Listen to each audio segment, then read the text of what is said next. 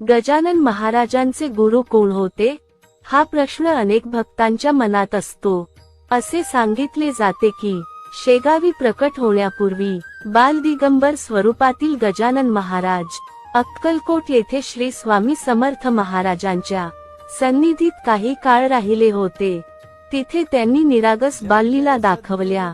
स्वामी समर्थ महाराज त्यांच्या दिव्य तेजामुळे आनंदित होत त्यांच्याकडे प्रेमाने पाहत असत। काळ जसजसा पुढे सरकत गेला, स्वामी समर्थ महाराजांनी गजानन महाराजांना त्यांच्या कार्याची अनुभूती दिली, आशीर्वाद दिला आणि गुरुदीक्षा प्रदान केली। ही दीक्षा म्हणजे फक्त मंत्र नाही, तर एक दिव्य शक्तीचा संचार, भविष्यातील सेवाभावाचा प्रकाश होता। आणि मग या दिव्य शक्तीने ओतप्रोत होऊन गजानन महाराज शेगावीत प्रकट झाले आणि तिथून सुरू झाली उद्धार, चमत्कार आणि भक्ती मार्गदर्शनाची अद्भुत यात्रा।